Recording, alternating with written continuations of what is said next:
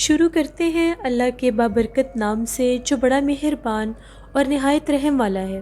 تمام تعریفیں میرے اللہ رب العزت کے لیے ہیں۔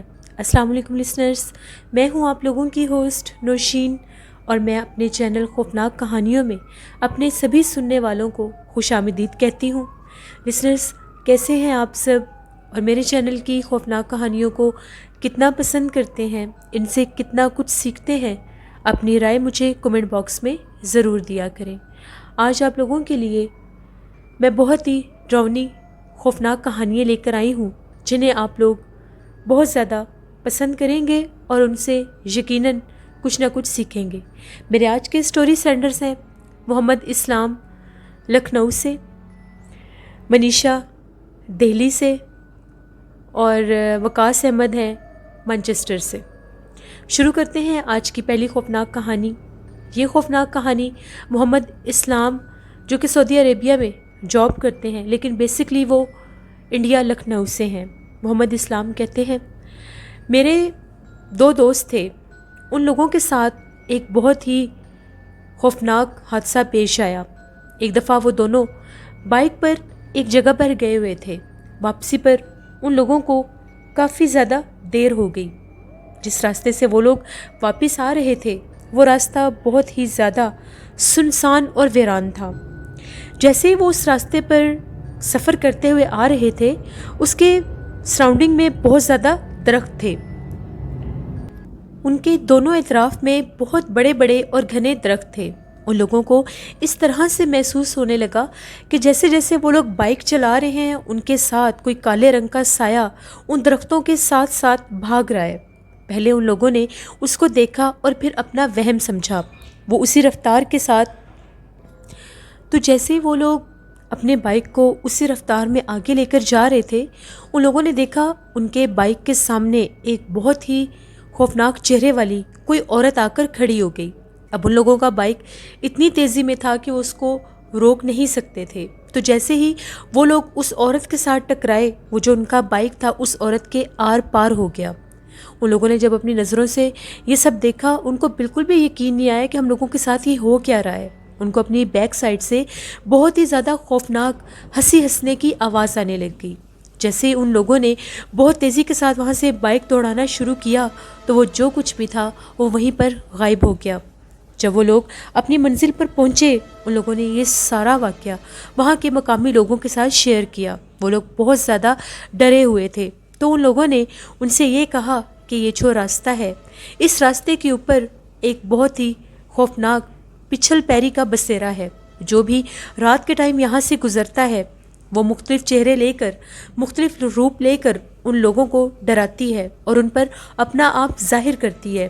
کبھی اس روڈ کے اوپر سے بہت زیادہ خوفناک کہکوں کی، تو کبھی بہت زیادہ عجیب و غریب رونے کی آوازیں آتی ہیں۔ یہ واقعہ میرے دوستوں نے میرے ساتھ شیئر کیا، جو میں نے آپ کے ساتھ شیئر کیا۔ بہت شکریہ محمد اسلام آپ کا۔ لسنرز، جو بھی ایسے راستے ہوتے ہیں، جو بھی ایسے روڈز ہوتے ہیں جو آسیب زدہ ہوتے ہیں، وہاں پر جنات اپنا آپ ضرور ظاہر کرتے ہیں۔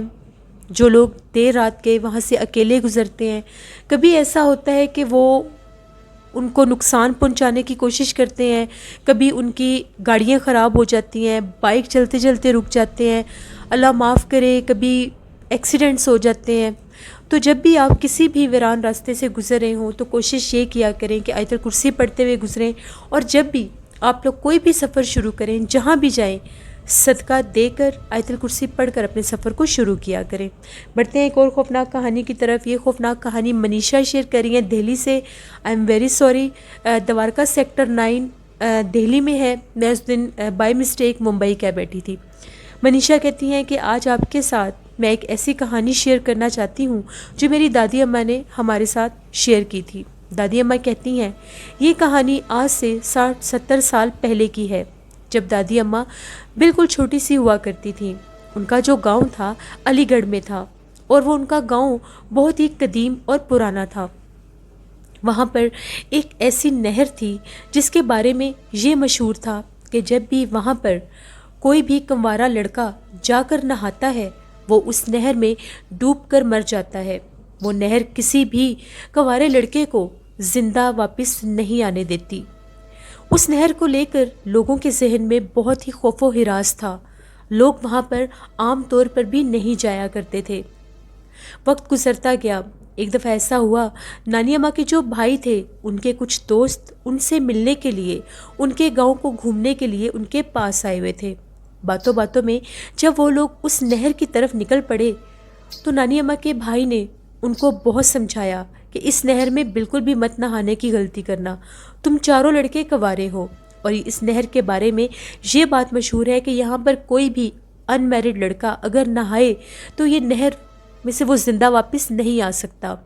ان میں سے ایک لڑکے نے اس بات کو سن کر بہت ہی مذاق بنایا اور یہ کہنے لگا، کس دور کی باتیں کرتے ہو، ایسا کچھ بھی نہیں ہوتا، تم لوگوں کو وہم ہے. میں تم لوگوں کے ساتھ شرط لگاتا ہوں، ابھی اس نہر میں جاؤں گا، نہاؤں گا اور صحیح سلامت واپس بھی آ جاؤں گا. اس کے دوستوں نے اس کو بہت سمجھایا کہ اگر یہ لوگ یہاں کے رہنے والے ہیں تو ان کو زیادہ بہتر پتہ ہے، تم اس نہر میں مت کودو، ہم لوگوں نے سحر ہی کرنا ہے نا، تو ہم لوگ یہاں پر ویسے ہی گھوم پھر لیتے ہیں. لیکن اس لڑکے کے سر کے اوپر تو جیسے دھند سوار تھی اور اس نے اس بات کی شرط بھی لگا لی اور دیکھتے ہی دیکھتے اپنے دوستوں کے سامنے اس نہر میں کود گیا. وہ اس نہر میں نہانا شروع ہو گیا. پہلے تو سب ٹھیک تھا، لیکن تھوڑی ہی دیر کے بعد اس طرح سے ہونے لگا کہ جیسے اس کا سانس رکنے لگا ہے. اس کا سانس کوئی چیز باقاعدہ روکنے لگ گئی. جب ان لوگوں نے دیکھا کہ وہ ہاتھ پاؤں چلا رہا ہے جیسے اس کی جان نکل رہی ہے، وہ لوگ فوراً گاؤں کی طرف بھاگے کہ ہم وہاں سے لوگوں کو اکٹھا کر کے لائیں کہ اس کی جان بچائی جا سکے. وہ سب بہت زیادہ ڈر گئے. جتنے میں وہ لوگ گاؤں کے لوگوں کو لے کر واپس آئے اتنی دیر تک اس کی لاش باہر کنارے پر پڑی تھی. سب بہت زیادہ رونے لگ گئے. اس کے دوست یہ کہنے لگ گئے کہ ہم نے اس کو بہت زیادہ روکا تھا، اس نے ہماری ایک نہیں سنی اور ضد کر کے اس نہر میں کود گیا اور اس کا انجام اتنا برا ہوا. بہت مشکل کے ساتھ اس کو وہاں سے اٹھا کر وہ لوگ لے کر آئے. اس گاؤں کے ایک بہت ہی بڑے بزرگ تھے جن کی عمر کافی زیادہ بڑی تھی. جب ان سے اس کا ماجرا پوچھا گیا تو ان کا یہ کہنا تھا کہ یہاں پر گاؤں میں ایک لڑکی کے ساتھ کسی لڑکے نے دھوکہ کیا تھا. اس لڑکی نے اس نہر میں کود کر خودکشی کی تھی اور ساتھ یہ بد دعا دی تھی کہ اس نہر میں جو کوئی بھی کنوارا لڑکا نہانے آئے گا وہ اس کو زندہ نہیں چھوڑے گی. اس کے بعد تب سے لے کر اب تک اس نہر میں جو کوئی بھی کنوارا لڑکا نہانے کے لیے آتا ہے وہ اس کو مار دیتی ہے. لوگوں کا یہ ماننا تھا کہ اس نہر میں خودکشی کرنے کے بعد اس کا یہاں پر بسیرا ہو چکا تھا. وہ اپنا بدلہ لینے کے لیے ہر اس لڑکے کو مار دیتی ہے جو بھی اس نہر میں نہاتا ہے. یہ ایک کہانی تھی جو ہم لوگوں کی دادی اماں نے ہمارے ساتھ شیئر کی تھی، جو ان کے گاؤں کی ایک کہانی تھی. بہت شکریہ منیشا آپ کا. لسنرز، ہمیشہ لوگوں کی باتوں پر یقین کرنا چاہیے. جو کوئی بھی جس جگہ پر رہتا ہے اگر وہاں پر ایسا کچھ ہو تو وہ جھوٹ یا مذاق نہیں ہوتا.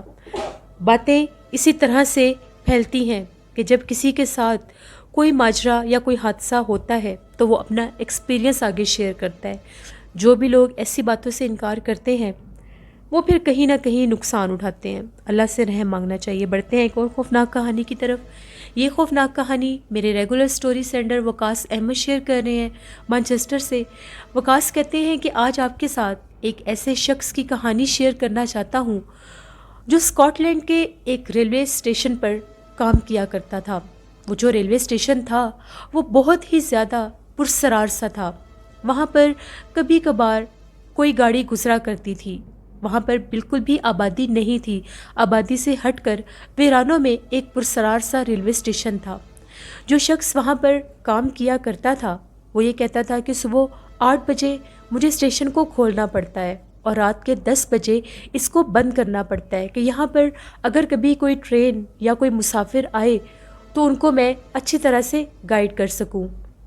اسی طرح سے وقت گزرتا گیا. وہ کہتا ہے ایک رات کی بات ہے، آج آخری ٹرین کے گزرنے کا ٹائم تھا. جیسے ہی ٹرین وہاں پر آ کر رکی میں وہاں پر گیا تو میں نے دیکھا اس ٹرین کے آخری بوگی پر ایک مسافر بیٹھا ہوا تھا. وہ بہت ہی عجیب و غریب سا کوئی شخص لگ رہا تھا. مجھے بہت گھور گھور کر دیکھ رہا تھا.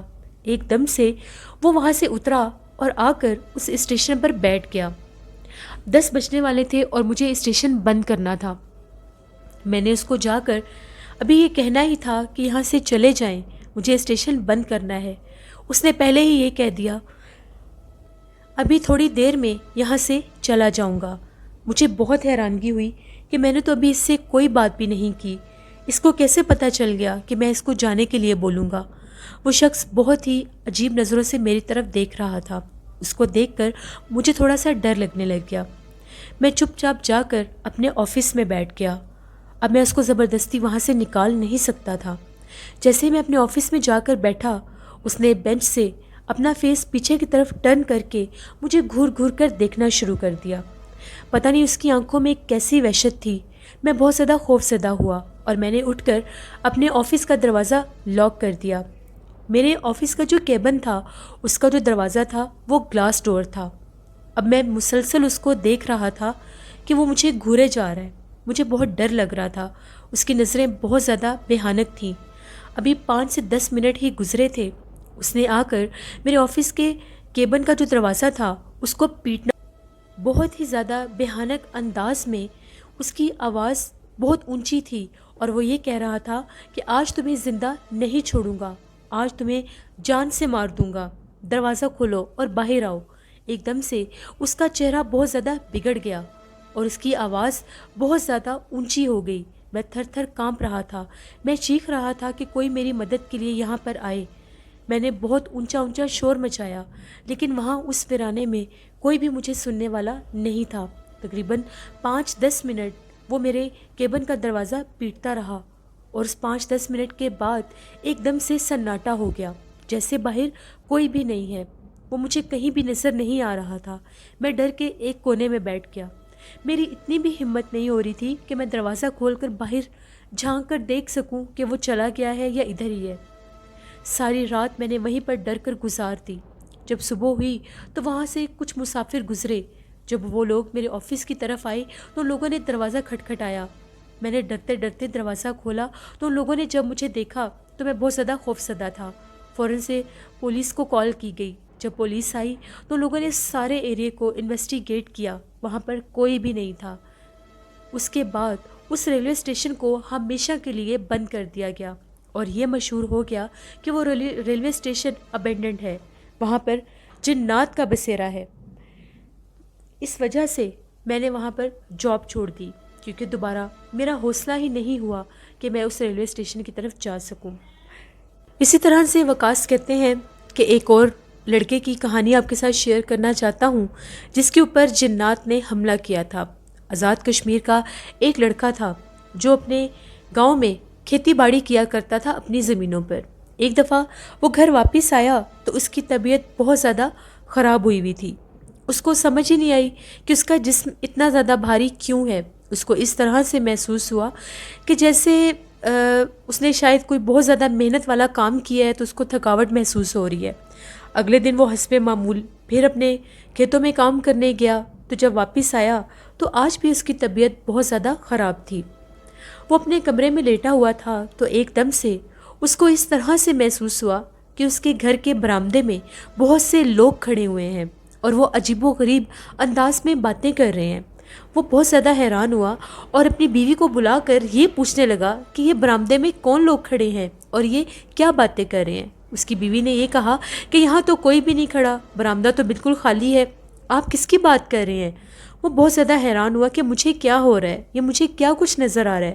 اسی طرح سے وہ جب بھی سوتا تھا تو اس کو اس طرح سے محسوس ہوتا تھا کہ کوئی اس کے پاؤں کی طرف آ کر کھڑا ہو جاتا ہے اور اس کو گھور گھور کر دیکھنے لگ جاتا ہے۔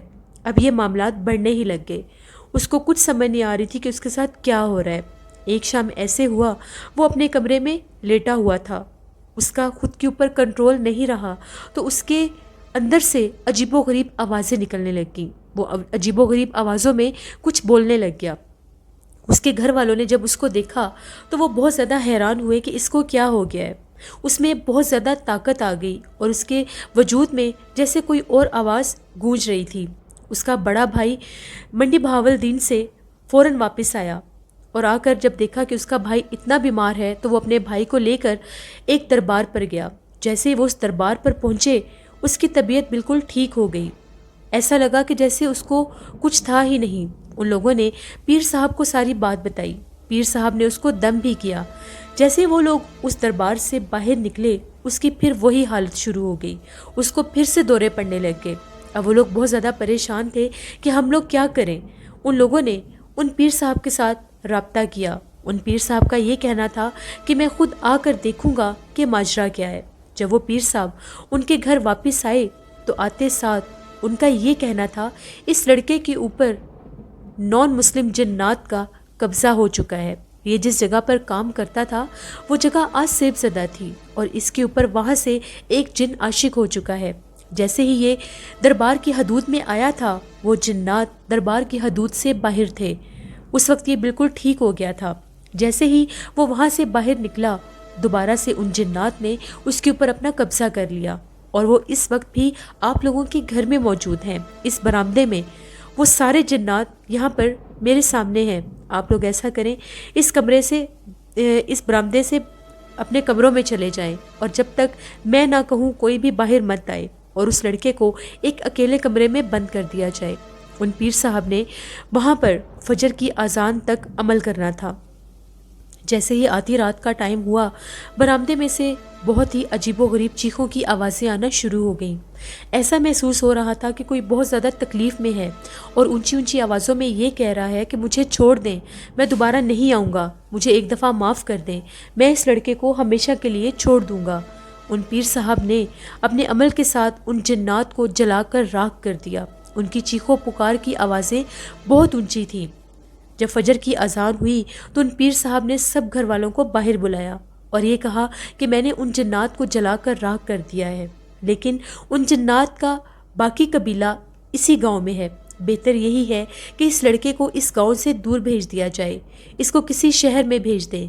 اگر دوبارہ غلطی سے بھی یہ ان کھیتوں کی طرف گیا، ان زمینوں کی طرف گیا، تو وہ جنات اس کو مار دیں گے۔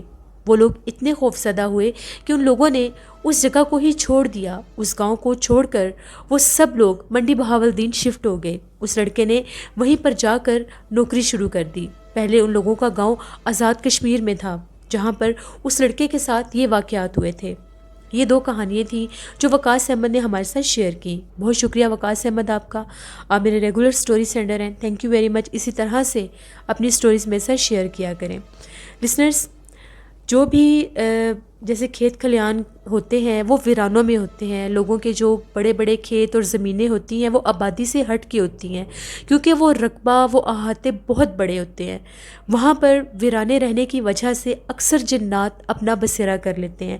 کومنٹ باکس میں میرے ایک لسنر نے پوچھا تھا کہ جنات جب نظر نہیں آتے تو پھر وہ مادی چیزوں کے اوپر آ کر، جیسے لوگوں کے گھر ہوتے ہیں، درخت ہوتے ہیں، زمینیں ہوتی ہیں، وہ ان پر قبضہ کیوں کر لیتے ہیں؟ اس کی ان کو کیا ضرورت ہوتی ہے؟ تو میں ان کو یہ کہنا چاہتی ہوں، جنات صرف ہمیں نظر نہیں آتے، ان کا بھی باقاعدہ وجود ہوتا ہے، ان کا بھی باقاعدہ زندگی کے معاملات ہوتے ہیں، ان کے بھی خاندان اور قبیلے ہوتے ہیں۔ جن جگہوں کے اوپر انسان نہیں جاتے، جن جگہوں کو انسان ویران کر دیتے ہیں، جس جگہ کے اوپر اللہ اور اس کے پیارے محبوب کا نام نہیں لیا جاتا، جہاں پر نماز اور قرآن پاک نہیں پڑھا جاتا، وہاں پر جنات مقیم ہو جاتے ہیں۔ پھر چاہے وہ کوئی گھر ہو، چاہے وہ کوئی درخت ہو، چاہے وہ کوئی ایسا کھیت کھلیان یا کوئی بھی جگہ ہو، وہ ویران ہو تو وہاں پر جنات اپنا قبضہ کر لیتے ہیں۔ اسی طرح سے میرے ایک اور لسنر نے پوچھا تھا کہ اگر کوئی ہوٹل ہے، وہ کافی عرصے کے لیے اگر بند ہو تو کیا اس کے سارے کمرے ہی یا سیف زدہ ہو جائیں گے؟ ایسا نہیں ہوتا۔ جنات کا ٹھکانہ کسی مخصوص جگہ پر ہوتا ہے، وہ کوئی کمرہ بھی ہو سکتا ہے، وہ اس بلڈنگ کا کوئی مخصوص حصہ بھی ہو سکتا ہے، وہ کوئی باتھ روم بھی ہو سکتا ہے، لیکن ان کی گزرگاہ وہ ساری جگہ بن جاتی ہے، وہ سارے پریمیسز جو ہوتے ہیں ان کی گزرگاہ بن جاتے ہیں، جس جگہ کو 40 دن تک ویران چھوڑ دیا جائے۔ اسی لیے کہتے ہیں کسی بھی جگہ کو کبھی بھی ویران نہیں چھوڑنا چاہیے، وہاں پر گاہے بگاہے جانا چاہیے۔ اپنا فیڈ بیک مجھے ضرور دیں، آپ لوگوں کو آج کی خوفناک کہانیاں کیسی لگیں؟ آپ لوگ بھی سٹوری شیئر کر سکتے ہیں ڈسکرپشن باکس میں دیے گئے ای میل آئی ڈی noshinwir57@gmail.com پر۔ اس کے علاوہ آپ لوگ مجھے کمنٹ باکس میں بھی سٹوری شیئر کر سکتے ہیں۔ نیلم وائس آفیشیل میری سسٹر کا چینل ہے خوفناک کہانیوں کا، وہ بھی ہارر سٹوریز ہی دے رہی ہیں، ان کے چینل کو بھی جا کر وزٹ کریں اور سبسکرائب کریں، اور نوشین وائس آفیشیل کو بھی جا کر ضرور سبسکرائب کریں، وہاں پر میرے ولاگز ہوتے ہیں۔ اپنا بہت سا خیال رکھا کریں، اپنے پیرنٹس کا، اپنے سبھی گھر والوں کا، اپنے بہن بھائیوں کا بہت خیال رکھا کریں، قرآن پاک اور نماز باقاعدگی سے پڑھا کریں اور صدقہ خیرات ضرور دیا کریں۔ اپنی ڈھیروں دعاؤں میں اپنی ہوسٹ نوشین کو ضرور یاد رکھیے گا۔ Thank you for watching, stay blessed, اللہ نگہبان۔